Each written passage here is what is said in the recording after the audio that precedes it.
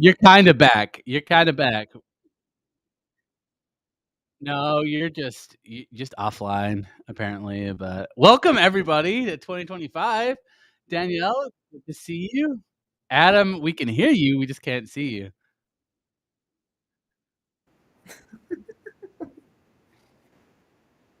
I kind of like it. We will Pretend. pretend. We will pretend.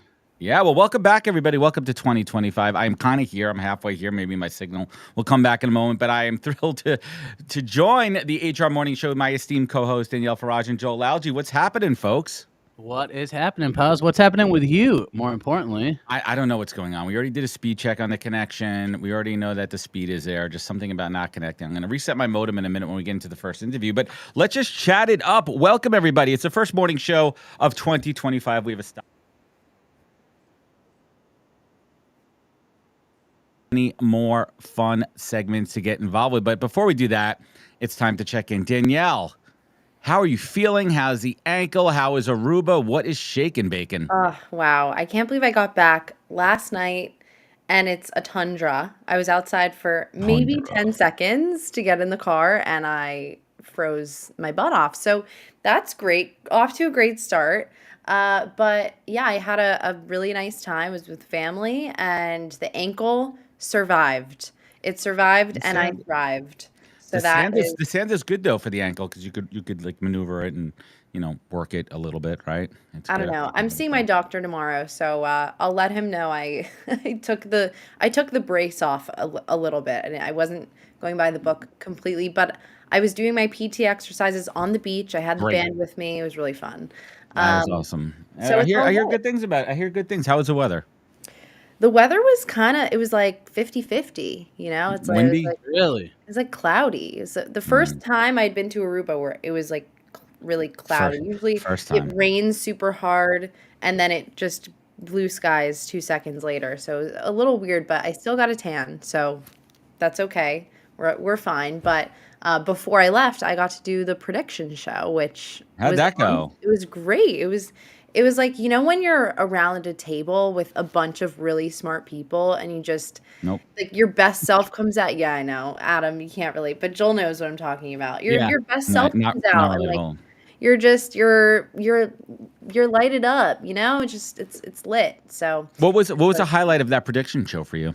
um honestly just hearing what other people's opinions were and kind of like having it confirmed, like having my own opinions confirmed while other people, by other people's opinions. I think that Right. was You're on the right track, right? Your thinking's on the right track. You're yeah. aligning yourself with the right people. Was there some good debate, like good, clean debate? Well, Serge forgot to introduce me, so there was definitely some bickering, some arguing to start off, but it's okay. Hmm. It's okay. Well, if Sturge was actually here for once, then maybe he would have a right to say something, but he's actually not. He's just gonna phone that Serge one. sucks. I'm Joel, kidding. Joel, man, I know you were away, right? You took some time off. You went up to the Right. Great Northern Woods. How was your break? It was amazing. I got to unplug. I had 0 Zoom meetings or team meetings, which is how I run my business. But I had 0 meetings, which was amazing. And then we did the 2025 or 2024 end of year show with the podcast. So that was my highlight. Yeah, we had a good connection for that one, right? There was video working. Video was working. There was no problems. Shout out to the podcast. Yes, we celebrated that. Kids were cute. Thank you. Yeah, we actually just crossed 400 episodes over the last couple of weeks. Wow. Excited for that. Excited for 2025. Joel, what was your New Year's like? Tell us what it's like with three little ones. Did you make it to midnight? Did any of them make it to midnight? No, Did you make no, it to midnight? I never make it to midnight. And I would say it's just like a normal day because my kids don't really understand like what the new year is. So it literally was just like any other day. And then I asked my daughter what her goal was for 2025. She's like, "What's a goal?" So I was like, "What Same. about a resolution?" She's like, "Dad, I have no idea what you're talking about." So Make more it's good. What about TikTok. you? Your kids are a little older, so do you let them Yeah, stay up? no, it's second year in a row. My little dude made it to about 12:30 How when old we is got he? home. Wow. He's 6.5. Yeah, he made it. We are over at friend's Amazing. house. We had about 35, 40 of our friends with all the kids. It was Lord of the Flies over there. It was absolutely bonkers. Yeah, both kids made it, but we were home and I was in bed. I think I was asleep by 1, which was good. And listen, it was a long break for the kids. They were off for 2 full weeks, and it took a little bit of adjusting to get them back in the groove of school this week. And it's taking us a little bit to get back in the groove here. But let's do a quick shout out to everyone over engaging in social media. Could you guys hear me? Yeah, I can hear you. Yeah. But you're just whispering, Joel. I don't know who No, you're I was to. talking to my I can tell. TikTok fans who are live with me, or my TikTok friends as Oh well. wow, Oh my God, he's popular. But get involved in the comment, guys. How was your New Year's? You Yeah, excited who to is be out back? I there? know this is a Tuesday of 2025. That was kind of funny because last week with the Tuesday-Wednesday situation, Thursday for anybody working felt like a Monday. And I know I worked on Thursday, but it felt like a Monday. But everyone out there, I want to hear how your New Year's was. So remember, guys, if you want to find out more, check over to purpleacornnetwork.com. Follow us on LinkedIn, we're on YouTube, we're a podcast. We're here every Tuesday. Every Tuesday. Comment, get involved, and yeah, let's get the show going and let's get into headlines.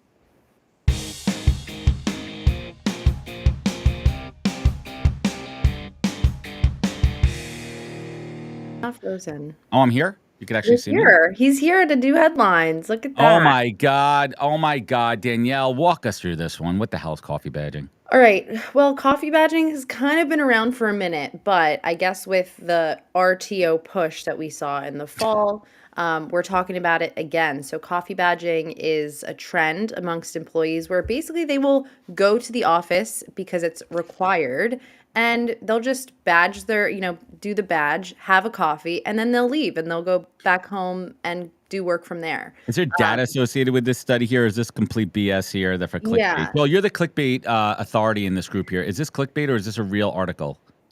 No, I think it's a real article. I'm pretty sure people have I didn't been mean to cut mouse you off. I know, jiggling and coffee badging since people started monitoring the remote work and Right.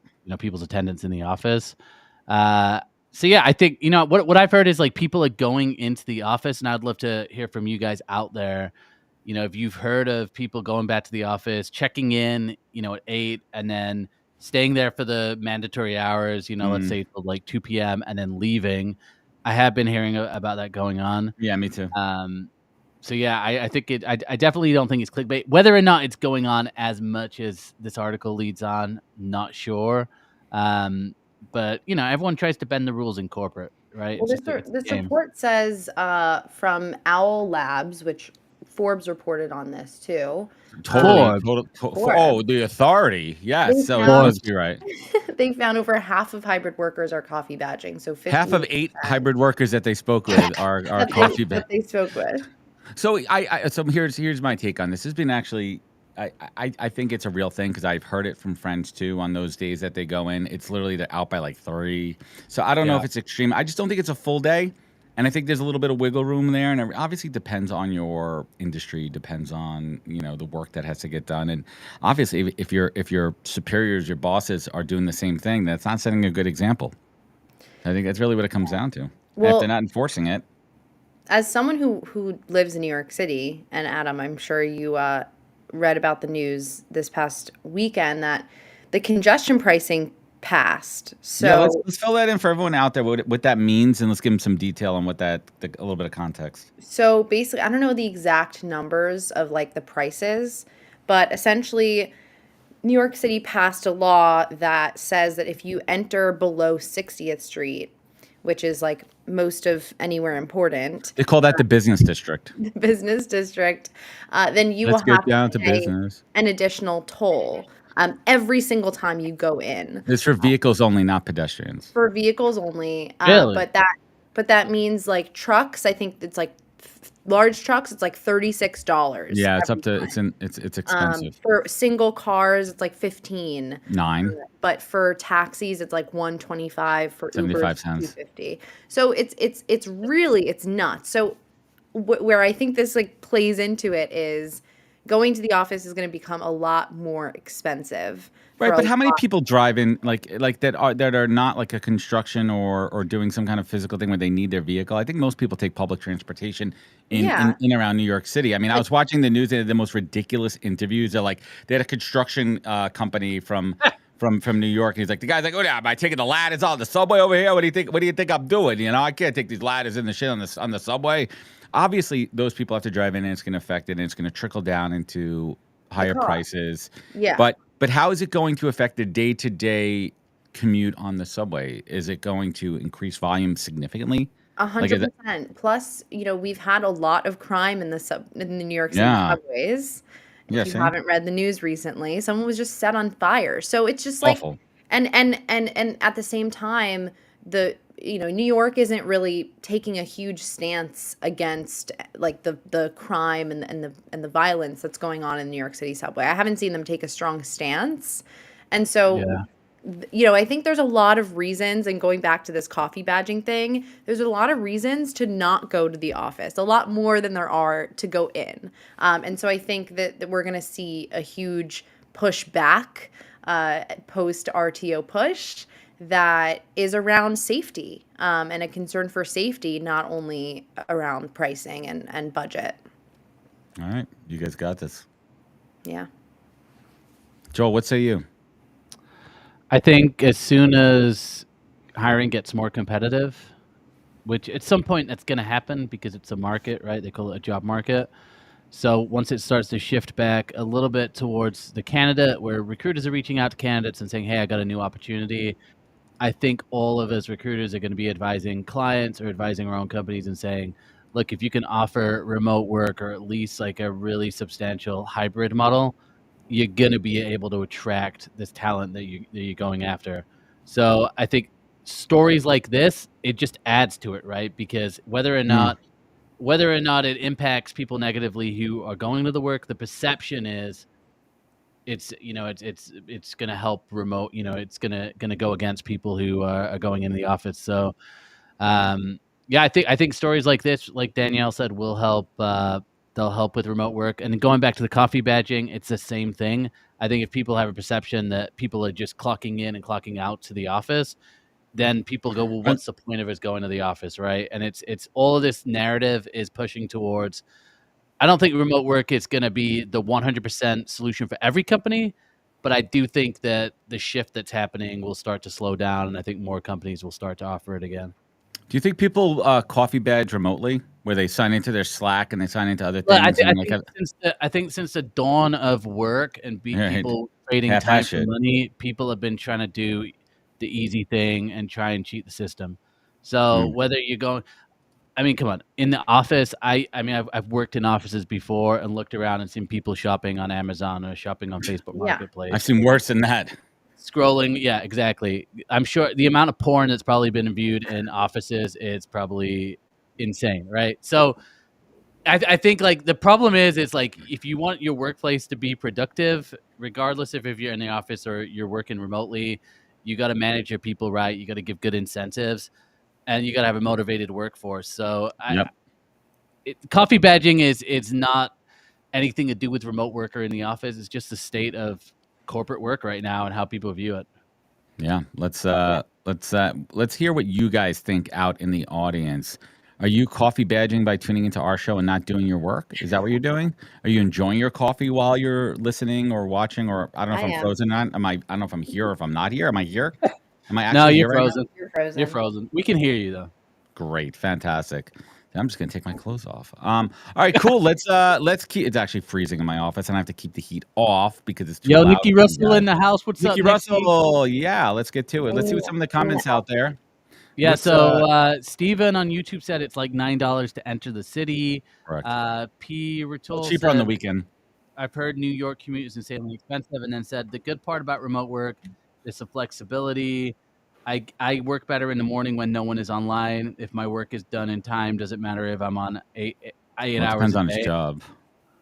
Look, yeah, I mean, I think I just think it's a transition from trading time for money for trading results for money and trading skills for money. That's what it comes down to.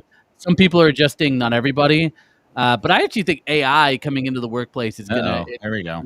It's gonna challenge that perception a lot more because you're just gonna have people who are more productive, and so for companies, it's just gonna make more sense to pay for results versus time.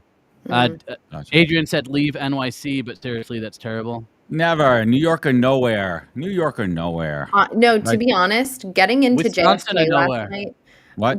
there at JFK, there is a new system where they, just like LAX, they make you go to a different terminal to get a car. That's for T4, right? The Delta. They're doing the work over there by T4. Yeah, but like Terminal 7 seems to be like where people get cars now, like Right. everyone. And for me, I think it's like I just noticed that as a New Yorker, born and bred, New York is like pushing us to our limits right now between congestion pricing and the stupid airline, like airplane, Oh, they're and doing like some that work whole there. We thing, gotta, getting a car. I they're mean, fixing it. Like we got to give them a little bit of credit there. They're trying to make it better. So that I think that's temporary with the car I situation. don't Hopefully, know. it's not permanent. Well, speaking of permanent, let's keep it moving and let's get to Clark. Clark.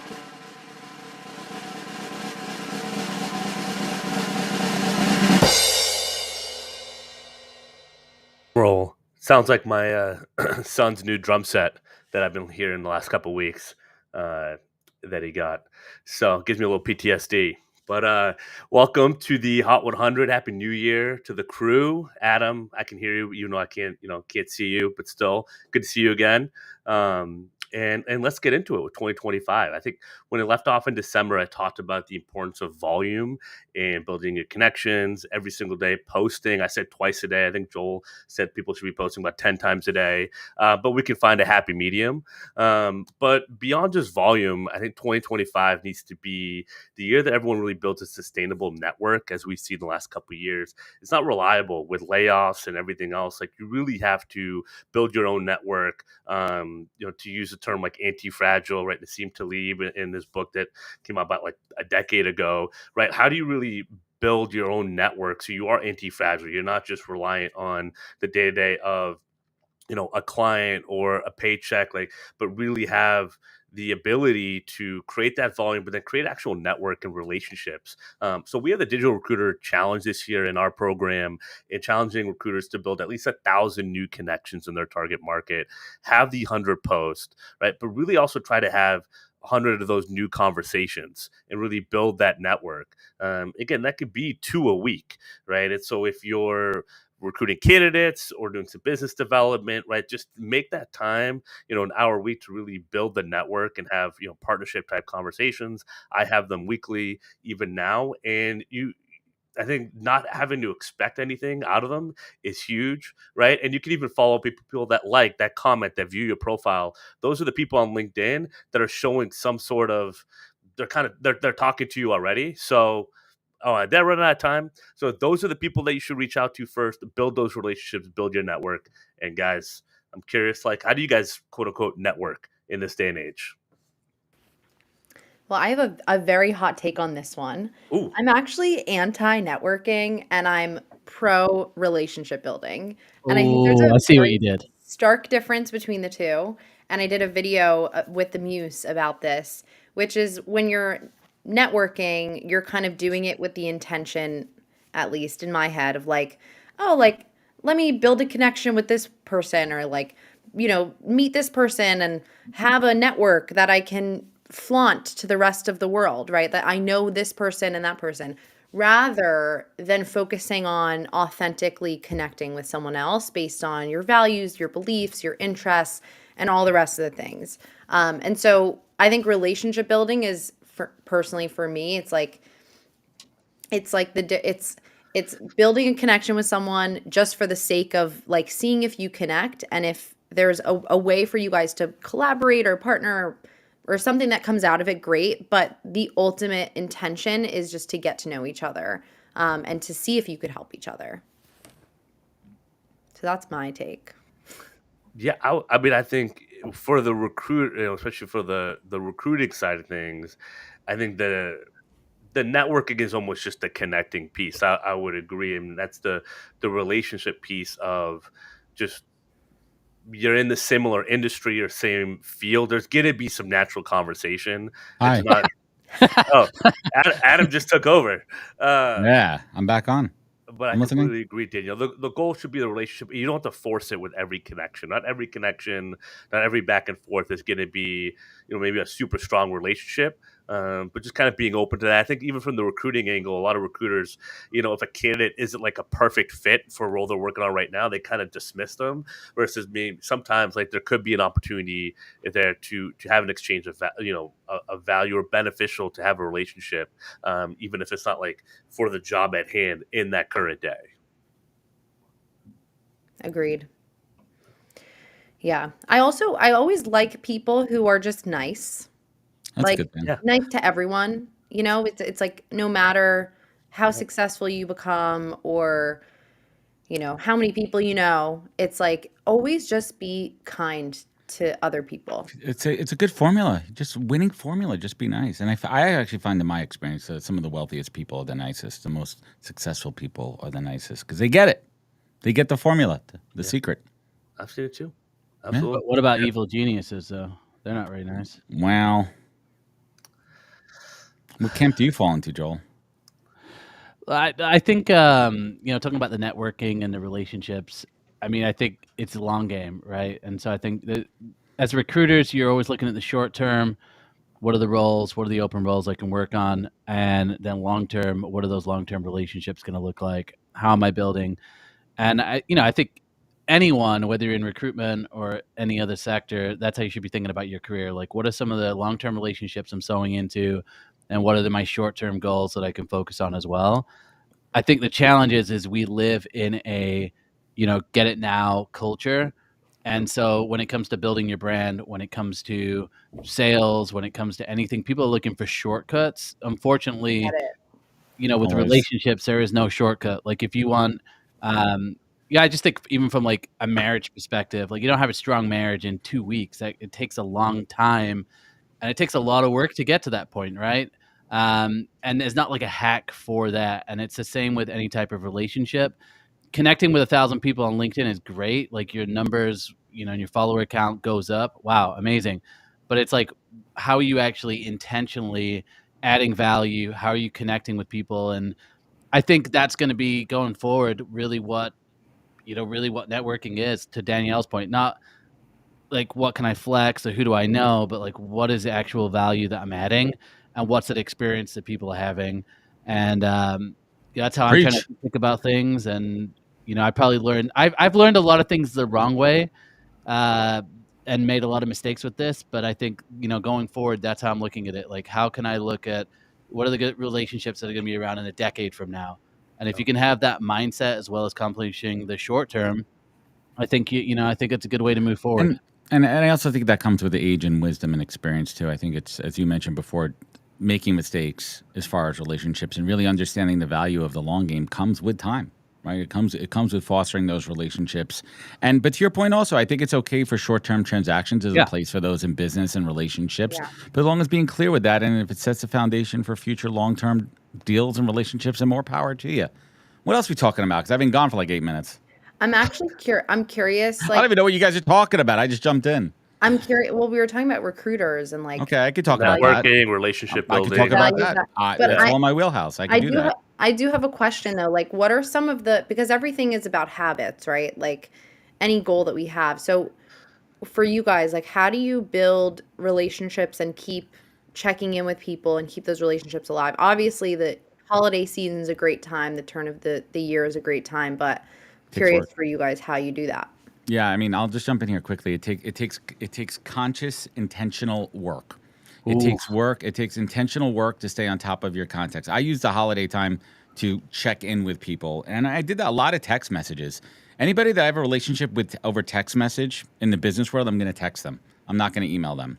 And I got much higher response rates. It's much more personal. I'm not using, templated emails. I'm not copying and pasting. I'm writing something quick, just to stay top of mind with them.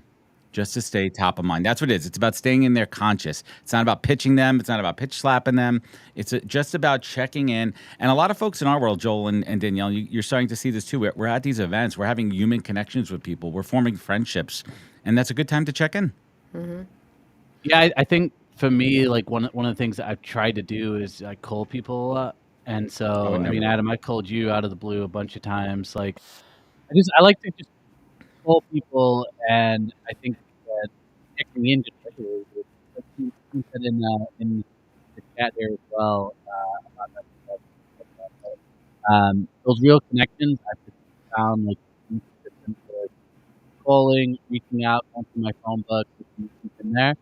And I think if you just sit down and go, in my phone book, who will answer my call, that's going to be your sign of how strong your network is. And so if you look through your LinkedIn connections, just go look at it today. Go scroll through a couple times and say, how many of those people would actually answer my phone call? Do I even have that number? If you don't, then you might have just 30,000 connections that don't really mean that much. Where's my phone call, Joel? Yeah, you're in Aruba. Yeah, I'm wondering the same thing. You'll get on that list. I see how it is. The Joel Top 100. We host a show together every week, but I'm not in the top 100. 101 and 102, apparently. It's all right. It takes a long time. It took Paz a decade to get into that list. Does anyone else feel my secondhand pain? Let me know in the comments. Yeah, besides Clark. Adam is asking, am I going out or Joel? Adam, we're good now. You were garbled for a little bit. Was I? On my end, it was. Bit. Yeah, but we can bounce back, guys. Yeah, we are all here. I think it's time we just go back to old school Zoom. No, Skype. We're kidding. So, but my question, Clark, is all right, with this weird calendar situation with the new year, when is it okay to reach back out to people? Like, is it today? Is it Tuesday? I'm a big fan of Tuesdays. Nope, yesterday was not a good day. I think it's Tuesday or Wednesday. I think it's Thursday. Sunday night, tomorrow. Yeah. Well, I mean, people just like worn out though by Thursday, Friday for the first full week. Oh yeah, that's why I think Tuesday, Wednesday is the move. And I think this Sunday night is the move if you're looking to do something. To follow up Sunday night. That's when you do it. Well, and then you get them for the next week. Clark, let me ask you a question. When are we gonna get the gang together this year? What's on your radar as far as events? You have anything going on? Anything? What are you planning? Can you come to Transform? We need you in Vegas. We need to assemble like Voltron. I know. I would love to. My wife is due with our second son at the end of February, so a lot hinges on what happened. Just send Joel there. Joel's a pro. I know. Just send Joel here. Yeah, and now he's going to come to Vegas. Yeah, I'm sure that would be highly appreciated. He'll be the Manny and well received here. But I've been talking to our boy Evan a little bit about Transform, so I would love to make that happen. So we get it. We'll see. We get it. We'll make it happen. What are you guys going to? Maybe unleash. So let's keep Clark on here for a minute. Let's get to the event roundup and we'll talk about it. Stay with us, Clark.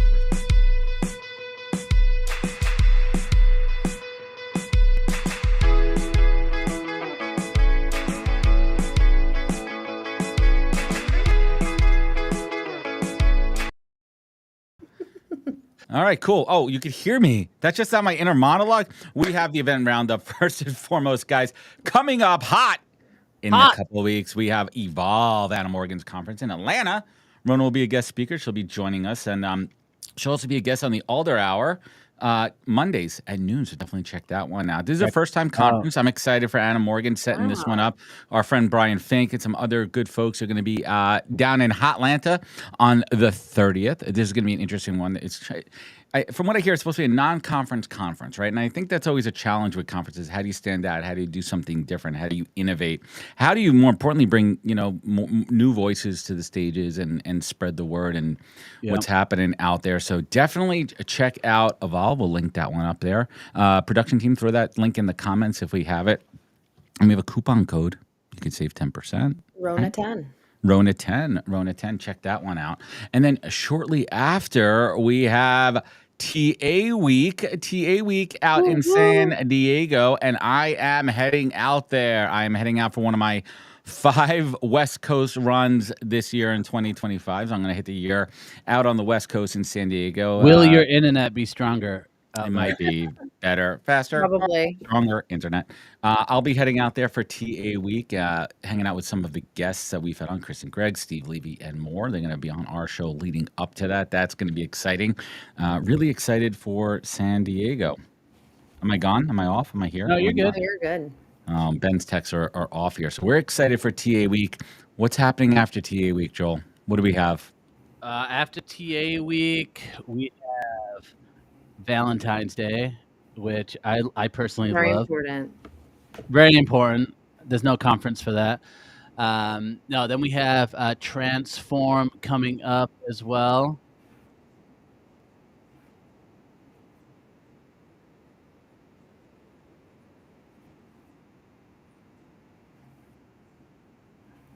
That's right.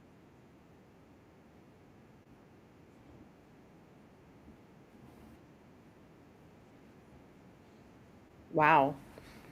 A Wow, lot of Adam. travel. Wow.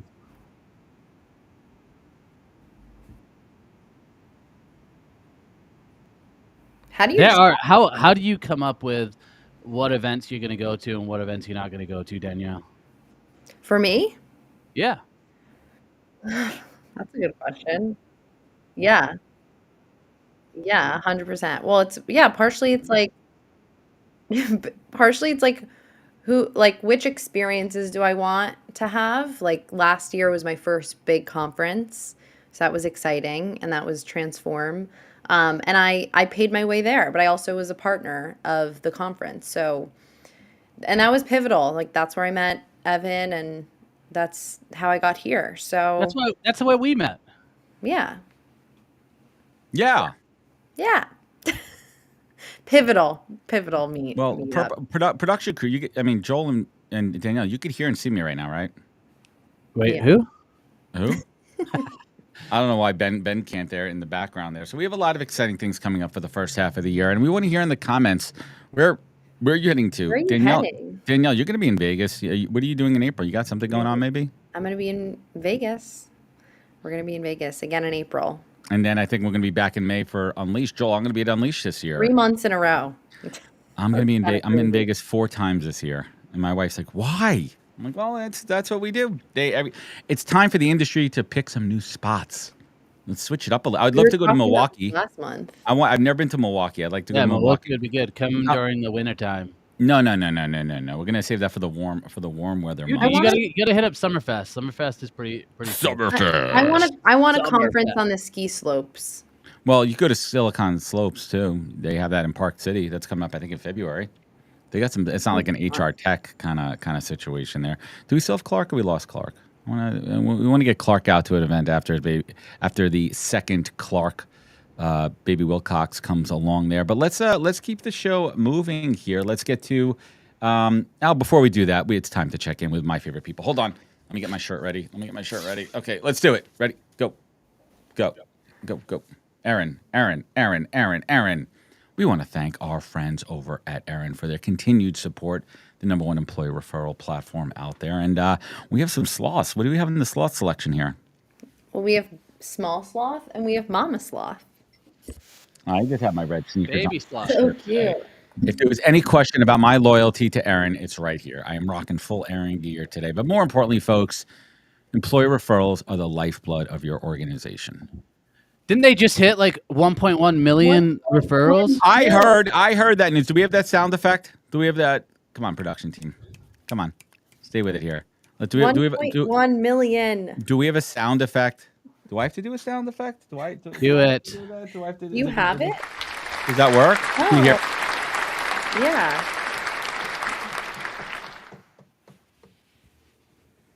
Right? Yeah. Congrats. Well, awesome. We love our friends over in ERIN. We certainly appreciate their support. Employee referrals are the lifeblood of driving new employees to the organization. It's going to put us good recruiters out of business. But I kid about that. Seriously, it's the future. It's the present. Check out ERIN. We love them. Head on over to purpleacorn.io/free and get a sloth of your own. It's the influencer economy. See, What does that mean? everyone is an influencer. Oh, It's Yeah. how things work. It's how we buy. It's how we get jobs. It's how we do everything through other people. Definitely check out ERIN, folks. It's awesome. They are not just a friend of the show, but they are an incredible platform. Employee referrals, check them out. And speaking of checking them out, let's get to our first caller.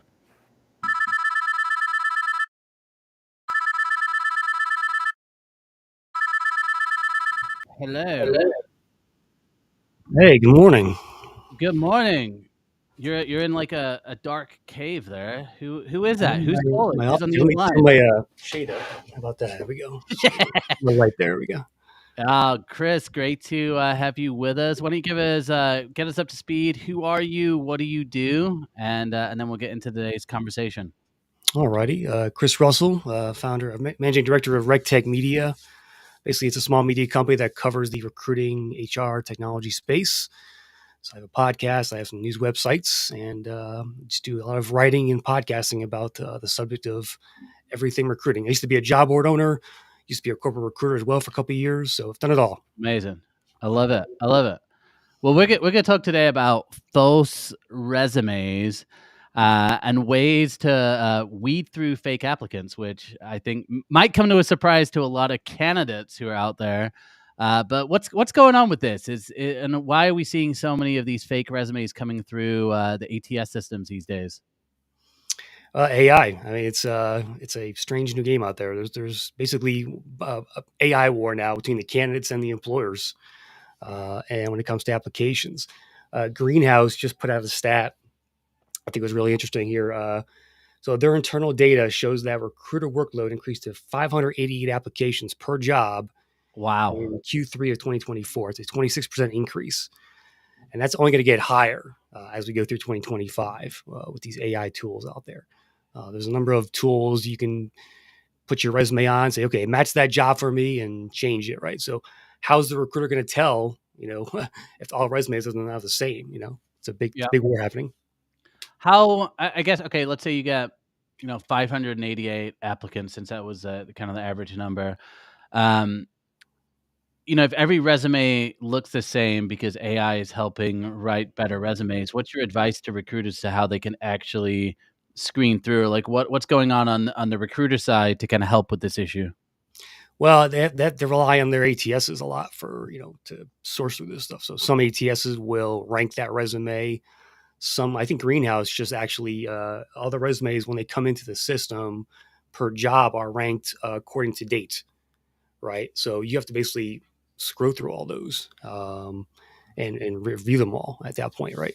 But I think some kind of just resume scoring system is needed on the back end there for these recruiters to help them, cut down on all these applications and just find the right ones. So again, like if you think of the AI helping job seekers, and I've seen some of these tools as well, where they'll like look at the job description, put in the right keywords, right? So if you've got AI doing that on the front side, and then you have AI scoring these resumes, how do you differentiate yourself as a job seeker when it comes to applying to jobs?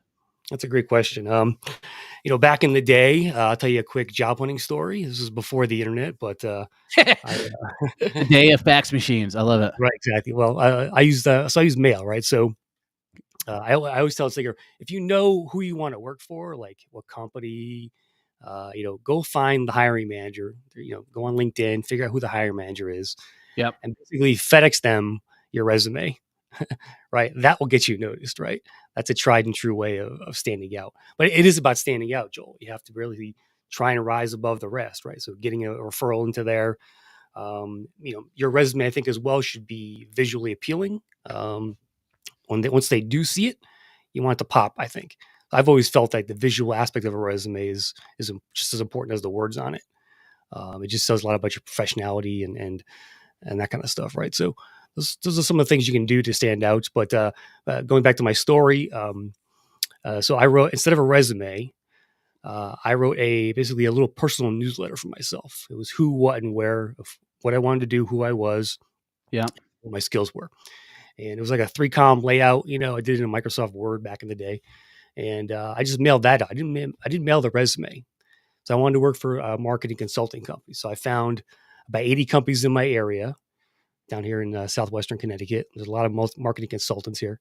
And I mailed that out to about 80 companies. I got 11 interviews and I got 3 job offers out of that. And that was pretty. The same rule applies today, in my opinion, right? It's just, and your job is actually easier because it's much easier to find the names and contacts of all these people with the internet. So that's how I stand out. Got it. No, I think it's a real challenge nowadays to find a job, and I talk about this a lot with a lot of the content I do. I think one of the challenges that people face is, if you've got 500 applicants and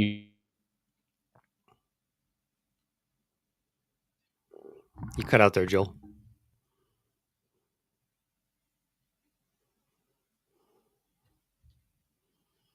No, I can't hear it. Yeah. Adam, can you hear me? Okay. Mm. So as Joel was saying, when you have 500 million zillion resumes, how do you sort through? Listen, in this day and age, there's an influx of so many folks that are out of work. The pipelines are being flooded. Resources are limited on the recruiter side. There, how do we manage as recruiters this fire hose of resumes? How do we sift through it? It's a challenge, man. I mean, you need technology to help with that. There's just no way around it. You can't do it by yourself, by a human, right?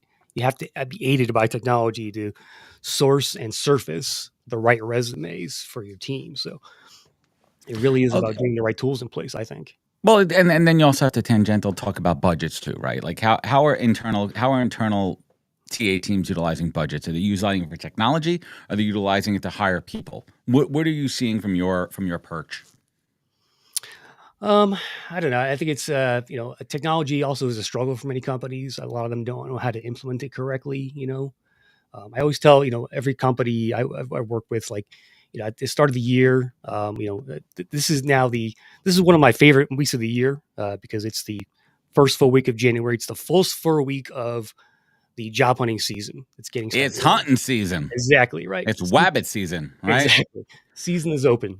It is. It is. Season on job hunters right now. It is also, but I think we were talking about this a little bit earlier too. It's a little bit of a timing play, right? Like if you're a job seeker, right, I say do not hesitate. Apply, contact, reach out to. If you're a recruiter and you're doing biz dev, a little bit of sensitivity around volume that you're reaching back out. Everyone's reaching back out at the same time, right? Versus over the course of a year where contacts are amortized and you could kind of, spread it out a little bit. But it's a tough one because we're all looking for business. We're all looking for jobs. We're all looking for something.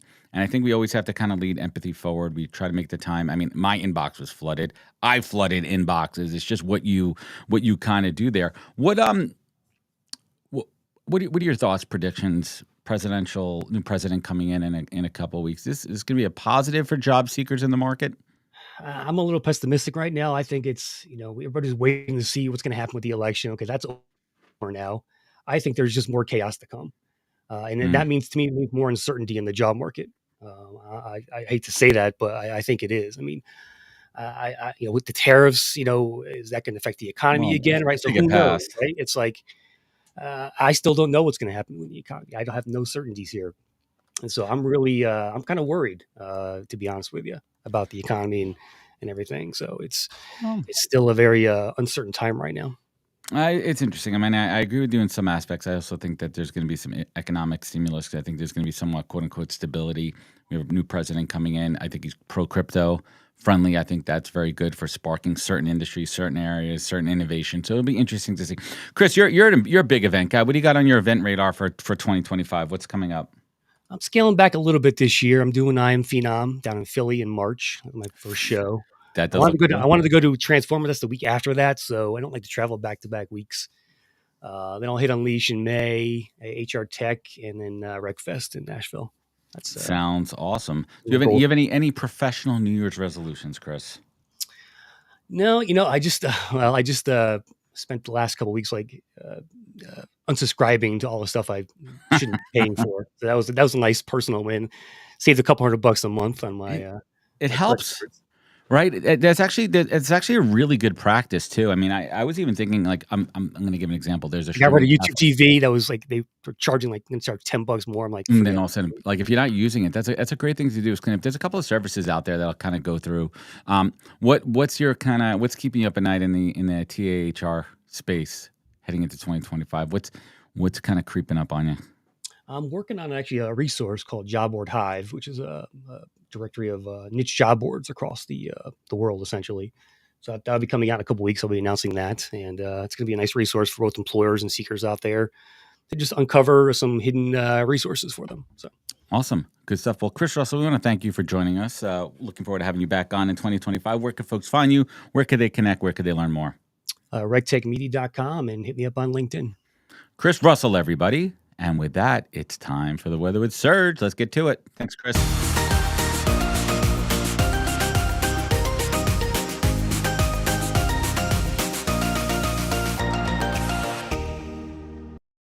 Good morning, beautiful people. Happy New Year and welcome to 2025. Can you believe it? It's a fresh start, a clean slate, and hopefully it's a year that we finally ditch one of the workplace's least loved traditions, the yearly performance review. Let's be real. Who actually enjoys these reviews? Actually, let's take a step back. Who benefits from these reviews? I don't think it's the manager or the employee on the receiving end. They're usually pretty infrequent, they're stressful, and usually not even that relevant. In HR and the business, we're trying to fix all the issues in the workplace. We're pretty busy, but yet we somehow cling to this outdated ritual that does more harm than good. Here's the problem. Once-year reviews don't reflect how work happens today. They really look backwards. They focusing on what went wrong instead of setting the stage of what could go right. For a lot of folks, and I mentioned earlier, they create a lot of anxiety and frustration. So what's the alternative? I think it's time we say goodbye to review season and hello to what I call development dialogues. Ongoing, meaningful conversation that are actually useful. So actually doing your job as a manager and having conversations with your employees on what they can improve and what they're doing well on a consistent basis. And it's not that hard to make the shift. Maybe you do it every month, maybe you do it every quarter, but once a year is just not enough. You actually collaborate. You have a dialogue on performance on both ends and as a manager on how you can improve to make the employee more successful or to help them be more successful. Really focus on strengths. What have they been doing really well and how they can keep improving. And the last thing is, let's just look ahead. Let's focus on what we can do moving forward and setting those standards really clearly so the employee can actually perform to your expectation. So overall, the way we work has been evolving. It will always evolve. And I think performance management should too. What we're doing right now is just checking a box. Why not create a process that actually helps employees thrive? So that's my thought. In 2025, I think it's the year that we finally say bye-bye to performance reviews. And that's the HR weather. Back to the panel. Yeah, it seems chilly wherever Surge is. Joel, you back? Back. Oh, look who's back. You got Dude, the power I don't know. back Like on. literally, my power. This whole power shut off, and then obviously the internet connected to the power. It's So the sorry about tundra. It Yeah, I is. don't know what it is. The ice on the line there. Well, Serge made some very good points, and it's interesting too. I had an interview yesterday with this is some tea for you guys, with a gentleman by the name of Steve Cadigan. Anyone who knows Steve? Steve was the first CHRO at a little company called LinkedIn back in the day, and we had a whole conversation on my show yesterday talking about the same thing: performance reviews. They're at the end of the year, and it's usually just a gripe fest versus real time, consistent feedback, actionable feedback along the way. And the other problem that we talk about too is that performance review is always tied to compensation, right? It's always tied to some factor of monetary rewards, and it changes the whole dynamic of it. Joel, what's your take on annual performance reviews? Yeah, I think companies face a real challenge with what employees are looking for, which is kind of going back to what we talked about earlier. It's just people want nonstop growth. They want, they're looking for that next promotion. They're looking for more money. And so I think when it comes to performance reviews, at least what I've experienced, is usually they're not very clear on even what good performance is. The metrics aren't set. Mm-hmm. And then I find that when I talk to a lot of people, I think the conversation that the manager has oftentimes is misleading for whoever's receiving the performance review. So they might say something, well, if you do X, Y, and Z, then you can get promoted. And then they do X, Y, and Z, and they don't get promoted. So I think, when I think about what a good performance review would look like, to Serge's point, I don't think it's something that happens once a year. I think it's something that's continuous and ongoing. But I think from a management perspective and from an employer perspective, we've got to get more comfortable with just having those conversations. Great. And I think from an employee's point of view as well, you got to be realistic. Like I get a lot of people on my live shows that will say, "Yeah, I didn't get more money this year," and I'm like, "Well, how's the company doing?" "Yeah, the company had a terrible year." That might be why you're not getting more money. So I think that you have to have the reasonable expectations on both sides. I've also seen some interesting work around team performance reviews and changing that whole mindset, depending what the function is, right? If it's a sales function, if it's individual contributor, depending on what the industry is, let's look at us as a team, because then you're really building in a team mentality of supporting each other throughout the year, like off the record conversation, coaching, right? Like pulling Joel aside, like Joel, I gotta tell you something, man. I've been watching a lot of your TikToks, right? And, like no, but for real, like when you think about that whole mentality around building a team up, it's interesting. Danielle, what's your perspective here? Well, I was gonna say something that Joel said, which is that reviews are fine as long as what you're saying throughout the year aligns with the reward. Right. And so if someone's consistently showing up and doing their job well, and I have several friends who are going through this right now, when it comes time for promotions and pay increases and bonuses and all of that, assuming the company is doing well, and you don't give that promotion, there's a loss of trust and an erosion of trust, I would say, that can really impact not only that person's performance and future performance, but their desire to stay at the company. Good points. Huge. So that's on the employer side. But I would say on the employee side, to Joel's point as well, you got to keep your receipts. You Yeah. got to take Keep that folder, right? screenshots. Yeah, take screenshots of the feedback that you get. Take, maybe record meetings if you're allowed to. Like, just have a record of Your vase, your flower vase. what's being asked of you and how you're performing. Document it on TikTok. Definitely do that. Document it. I'm trying to make like a Gen Z reference here, like collect it in your flower vase, right? I mean, is something to work with there? Can we work with that? I said the one that is most relevant, which is have Yeah, receipts. summer. Well, that's old. I mean, I've heard that for a while. I don't think your generation owns receipts. Like that's not a Gen Z thing. Like you can't take ownership of that one. So Receipts, lit. receipts. So lit. No, you keep your flower. I'm gonna give you flower vase and bring receipts back to everybody. All right, let's keep the show rolling on. We have a couple of new guests. Danielle, Yeah. let's welcome them.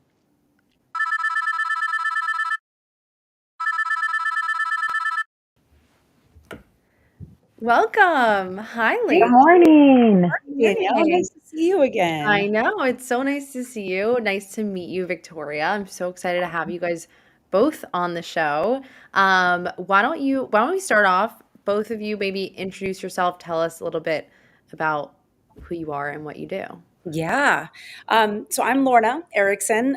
We are the co-founders of Expert Interviewers. Quick story time. I think most people have had a really bad interviewing experience before. They're very common, and there are tons and tons of resources out there for candidates to get better at interviewing. But we are a resource for interviewers to get better interviewing. So we have over 15 years of experience interviewing candidates.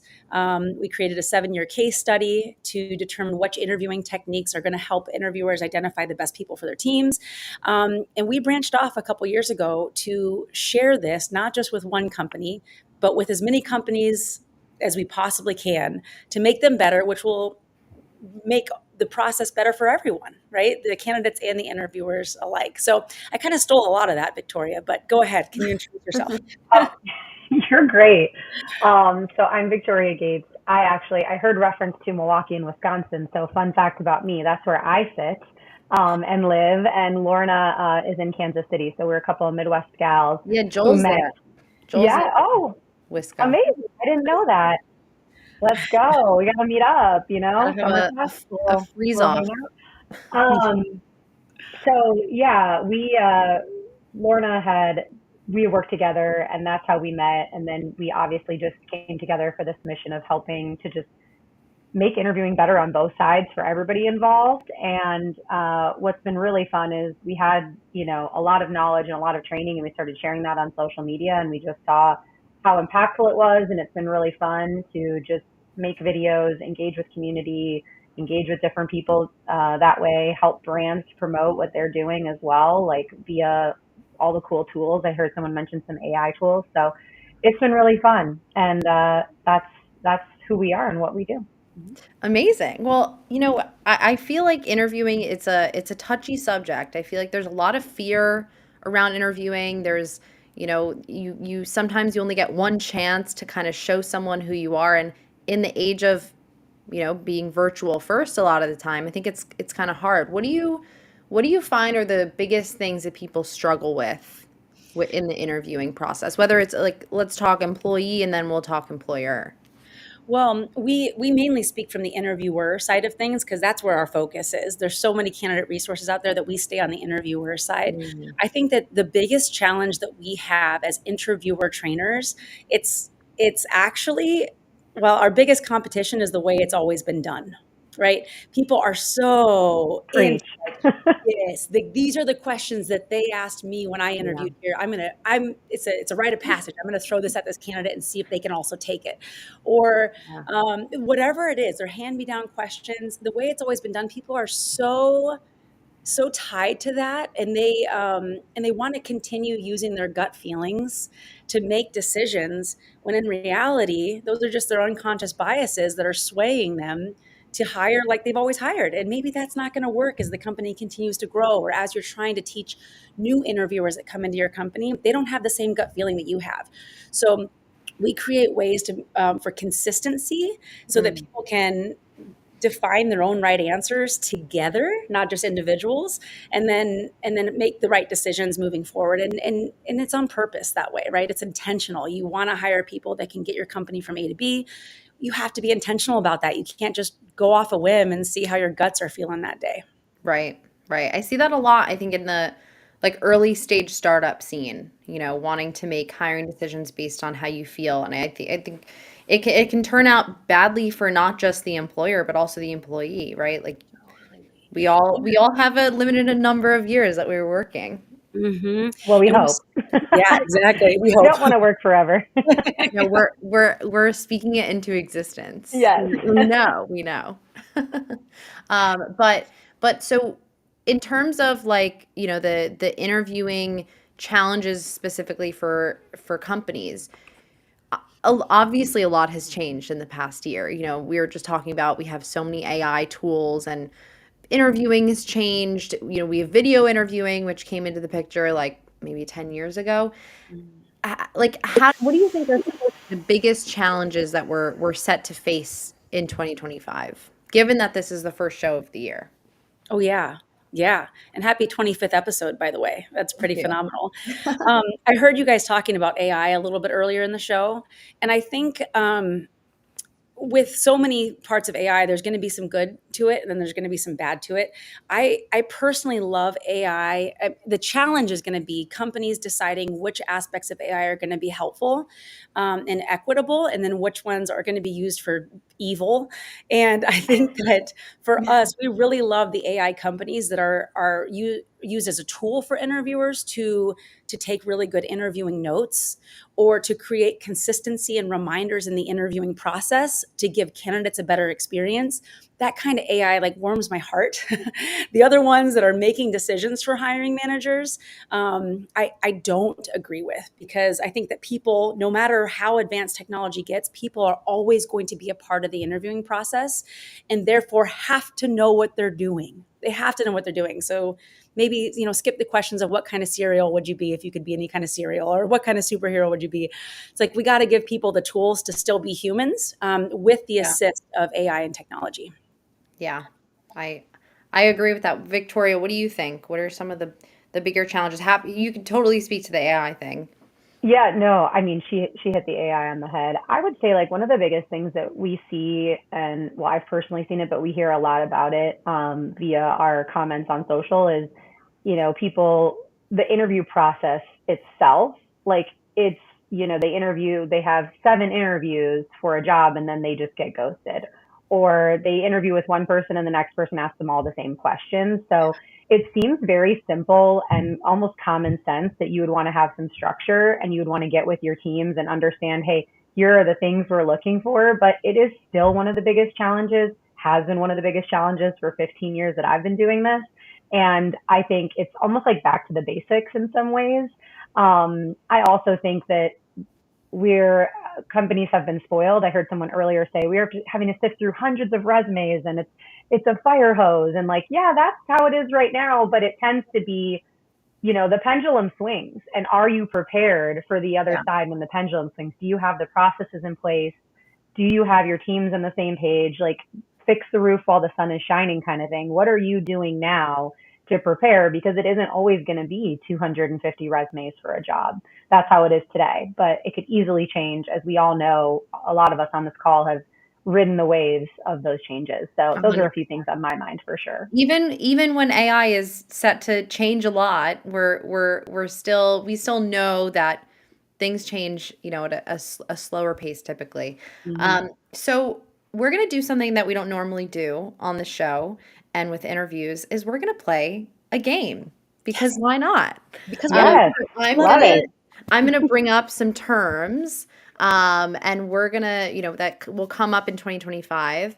And whether you're in the chat listening in or you're here with us, we're going to say hot or not. You can type hot or not in the chat. And yeah, that's what we're going to do. Just a couple of them. So let's start with the first one. Virtual interviewing, hot or not? Lorna, what do you think? Ooh, super hot. I love it. So I think virtual interviewing helps to create a level of convenience for candidates oftentimes. As long as there's two people involved, the candidate and the interviewer, it becomes not hot when the candidate has to talk to themselves for a video interview. So as long as there's an interviewer and a candidate involved, super hot. I like Victoria? it. Yeah, I was just going to say, I would say hot as well, but as long as, you're not in the checkout line, like doing your interview, like you're not driving, you're not getting your Starbucks coffee. We have a virtual interviewing series that is one of our most popular because the horror stories we have heard from virtual interviews on both sides, but heavy on the interviewer side where you're like shocked. The interviewers are doing this? So yeah. Yeah. Outside of that. I've heard some serious horror stories. Yeah. It's really bad. All right, next one. Let's do AI-powered recruiting and hiring tools. Hot or not? Victoria, what do you think? Yeah, I was going to say, we're very pro AI. So hot, hot, hot. However, a caveat to it, there's the human element cannot disappear in a lot of that. I think we can use it to our advantage. Note taking is one of our favorites. Creating efficiencies, hot, hot, hot. But taking away decisions, not hot. Hot. Yep. Hot. All right. I say hot too. Let's do, what about candidate assessments? So yeah, I when I see candidate assessments, I think like where they have you play games that either qualify you or disqualify you from a hiring process. Yeah, like the pre-screening assessments where, it's a personality test, it's a quiz, it's something beforehand. That's so not hot. It's the farthest thing from hot. Candidates don't like it. And we often will flip it and pretend like, what if a company had to do that? And people are like, what? That feels so weird. And it's like, well, if it feels weird if a company had to do it, then it certainly shouldn't feel great that a candidate has to do it. So we kind of live by that golden rule of interviewing over here. So no way. 2 thumbs down. Yep. All right, let's do one more. Conversational interviewing. So I always, not hot. I'll start off there. Not hot. I know that there's good intentions, but there are biased outcomes. So you can still be a human being and interview somebody with a set, consistent process that will give you equity. So not hot. Agree. Retweet. Okay. Retweet it, girl. I like it. We're bringing the hot takes in. Well, thank you both so much for joining us. Where can people find out more about you and your amazing content? Absolutely. Highly recommend you follow. Yeah. So Lorna Erickson on LinkedIn, that's where we post a lot of our content there on her personal LinkedIn. You can find us on TikTok, Instagram for @expertinterviewers. So we'd love to have you guys come join us and hang out. I love it. Well, thanks for stopping by. I hope we see you back here soon. Yeah. Thank you. We loved it. Thanks for having us. Yeah. All right. Bye.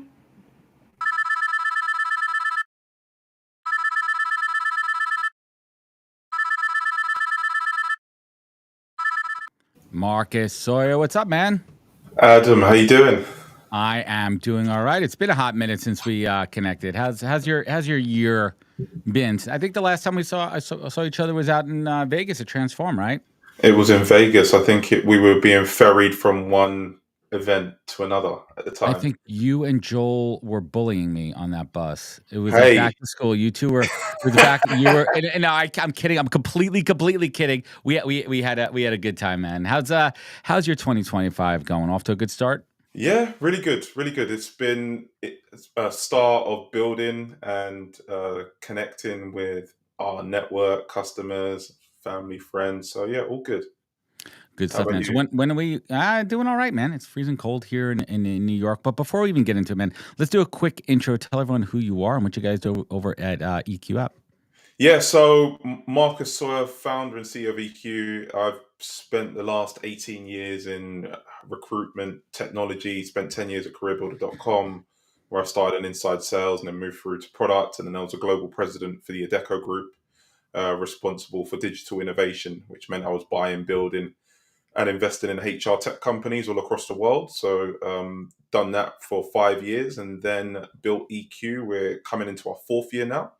And EQ's really focused on helping companies get access to meaningful AI solutions that solve big problems in the recruiting industry. So, yeah, it's a bit about my journey and just, yeah, thanks for having me and looking forward to having a discussion. Yeah, so let's get into it. I was on the TA Tech Trail. That was a mouthful. Last year, attended multiple events. You couldn't walk around any of these expo halls or any of the keynotes without hearing and talking about AI. And I think we could get technical about it. Not all of the AI is AI. Some of it is ML and NLP and all the other kind of tech that's out there. But let's just call it AI. Let's just call it enhancing your current tech stack.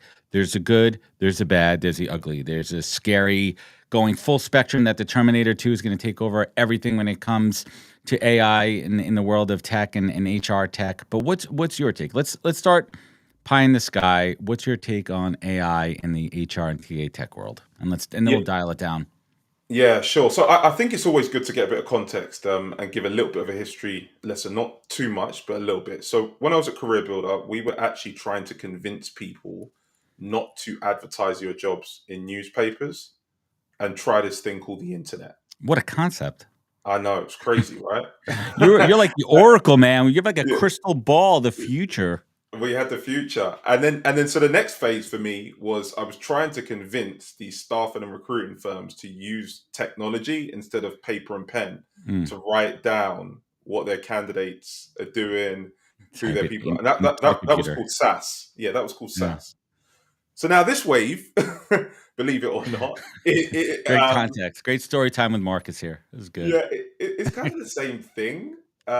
We are all going to be using AI. I think the challenge at the moment is we're seeing all these AI tools, right? And I am terrible. I'm like the worst in the world. My wife will tell you is putting stuff together. Like my dad's the best. He's a carpenter. So like if we're talking about you buy something from IKEA, Oh, so you're not the one who's going to come and put the IKEA together. See, I'm no, the opposite. I'm really good at building. I'm a uh, Lego. I'm a Lego master, so that kind of comes naturally. I mean, I'm not like a carpenter per se, but I'm good at putting. I'm good at putting stuff together. If you give me all right. instructions. Yeah. So, and my dad's a kitchen fitter, so he Yeah. fits like kitchen. Right. So there's an expectation that I was going to be like that. And my point is, imagine giving me these tools, all of these tools, and I don't know how to put stuff together. That's where we are with AI right now. Everyone's got all these It's tools. shiny objects, right? It's shiny object syndrome. Like, Yeah, we're seeing it too, where these companies are spending because they feel like they have to on these tools, but they don't necessarily need them, and B, they don't have the training or the folks who know how to use them the right way. It's like you could toss me a Ferrari, but I have no idea how to drive manual. exactly, right? And 100% correct. So what I see happening, there's two things. The adoption needs to take place with AI for meaningful problems, not just creating regurgitated content, right? Because there's much better people in the world that create content, Like Joel. and we don't like Joel, for instance, and Danielle, and maybe some other. Oh, and you. Thank So you. like, like this group. So I think that what we're going to see, you're going to hear agents come up a lot, and we're betting on the agent piece. I think we're going to move from AI tools to AI teams. Let's take a quick pause there because I think we're saying some terms that some folks may not be familiar with when we talk about agents. When we talk about AI agents, break it down for us. Yeah, so if where everybody always talks about AI tools, imagine that you now have an AI that has a tool itself. So it's So just it's a simple. enabling your own robot, basically. A task You're rabbit. Yeah. yeah, but you provide it with context and access. So maybe it has access to your calendar, maybe it has access to a phone, maybe it has access to the prospects that you want to reach out to, Hmm. and you give it a purpose. So there's a start and an end of what you want it Right. to deliver. It's not an infinite loop of just problem solving, or and it has an end goal, whether it be Yeah, establish a contact, run a recruitment ops process, do a follow up process. So you're setting it as it's an automated system, so to speak, but with intelligence and maneuverability, adaptability, reasoning. yeah. I'll give you 5 use cases right now. So it might be Make it contact. 6. Yeah, you want 7? No, It 5 might be is fine. contact. All right, I was going to do 6. This is what we were doing on the bus. This is where we went on the Yeah. bus. I remember that. Yeah. Content validation, candidate enrichment, getting salary insights, interview scheduling, general interview scheduling, recruitment strategy, on application follow up. That was, I think, yeah, that was 7.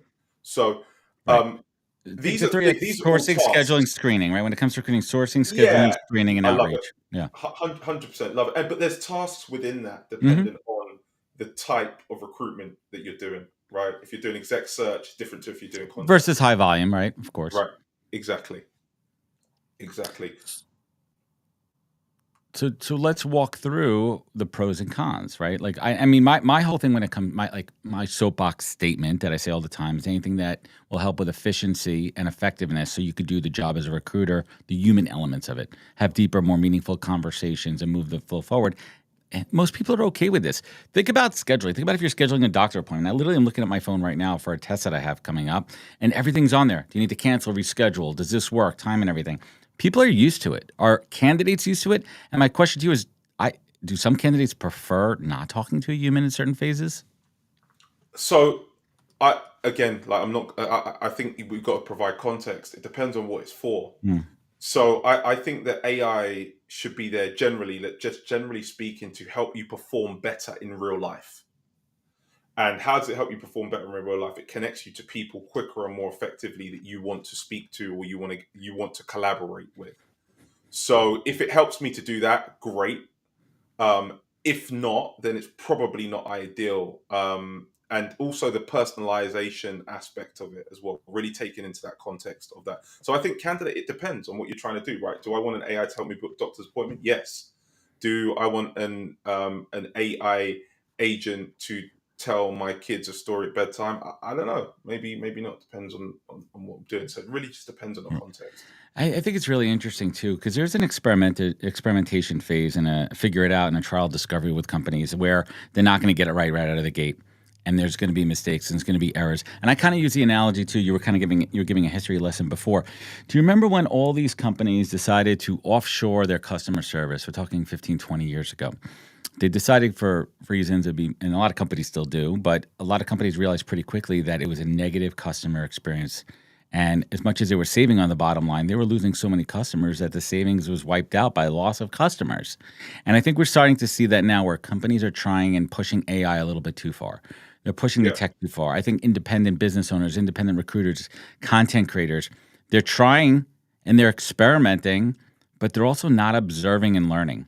And they're also taking the AI as gospel and they're taking it as truth. And that's not the case. I mean, here's one example. I mean, I could look at a LinkedIn post in 2 seconds to tell you if it's AI when people are just starting out. It's simple as a simple tell as an M dash. No human Yeah. being writes with M dashes. I don't care who you are. No one writes with an M dash or 1,000 perfectly placed emojis. I think the real people that go down the rabbit hole and the companies that figure things out and they find those efficiencies. And you do have to, pardon my French, F around and find out to an extent, right? Yep. Yep. I think that one of the challenges that people have generally is once you see something and you like it, we continue to double click on it. Mm. And to your point, Adam, just kind of taking a step back and seeing where it's working and how it's working.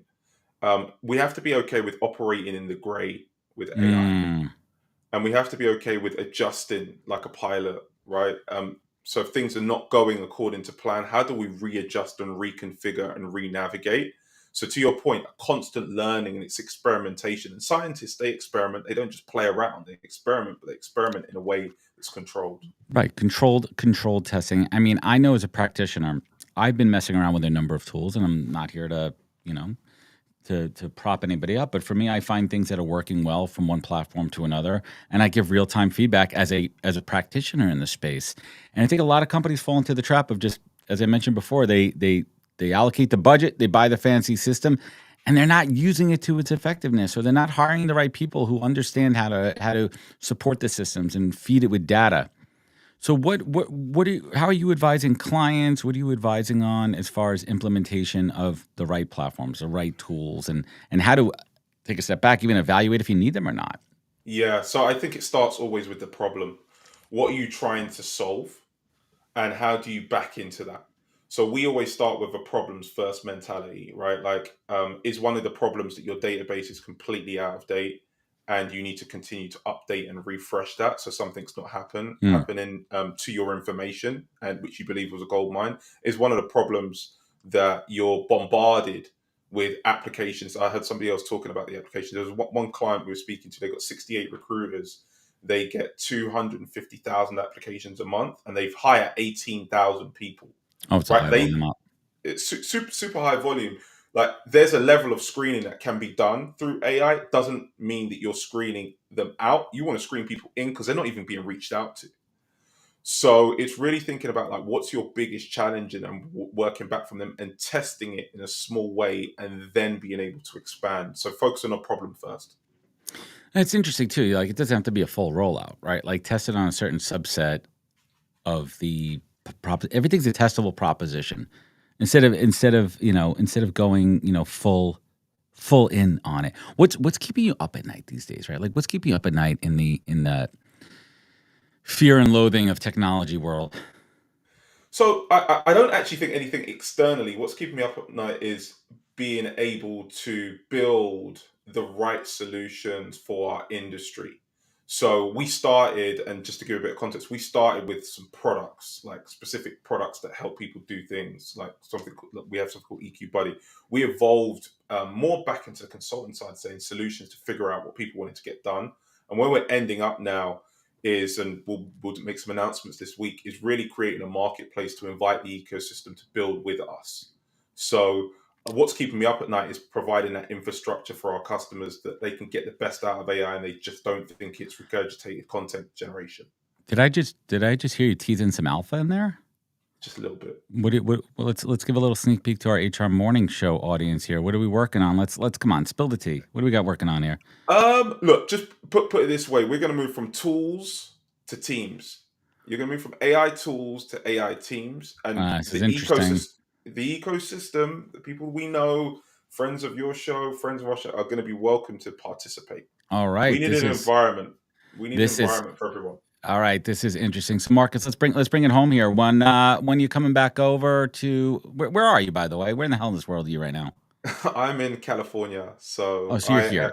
Yeah. I live here. I've been here. Oh yeah, I forgot. Yeah, I kind of tuned you out on the bus once you started bullying me, and I forgot about the whole conversation about where you actually live. When are we crossing paths? Where are you heading out to? Where are we going to see Marcus and team on the road? Yeah, so a couple of places. Actually, I'll be in your neck of the woods. This is a real plug. So my little sister, go for it. She's on Broadway. She's an actress. What? So I'm coming to New York in a couple of weeks. Anybody who's in New York who wants to come, and I'd like to meet you. I'm going to bring you, Adam, if you want to come. Well, dude, what show is it? Please, what show?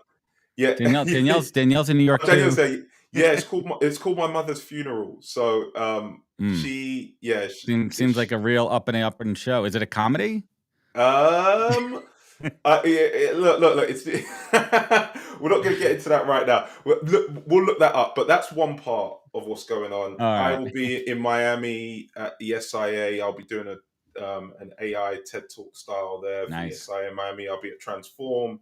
I'll be in Dallas with Talent Tech Partners in June. So I'm going to be about. What's going on? Yeah, that's what's happening. But I'll shout you in New York, and Daniel. Yeah, man, we'll definitely meet up, grab a bite. Evan White says, "How about Purple Acorn Night on Broadway?" Yes, 100%. Exactly. Text me, We're Evan. I'm waiting. I'm waiting for going to your make it text. happen. Marcus, leave us. Where can folks find you? Where can they connect? Where they can learn more? Yeah, easiest way, LinkedIn. Shout me on LinkedIn if you're interested in AI. You want to be part of what we're doing around building the ecosystem and staffing and recruiting. Yeah, just reach me on LinkedIn. The easiest way. Marcus Sawyerr in the house. Marcus, we appreciate you and the entire team over at EQ. Have a great 2025, and I'll see you on Broadway with Danielle, and maybe we'll See grab you some soupy dumplings afterwards. That's our thing. That's our thing over here. Marcus, take care, man. Good to see you. Cheers. Thanks for having me.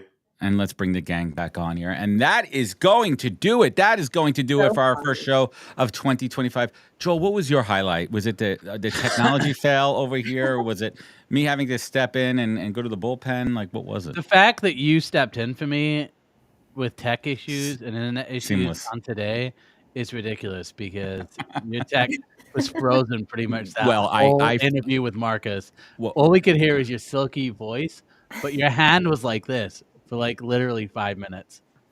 Well, what could I say? The tech today was just a real situation.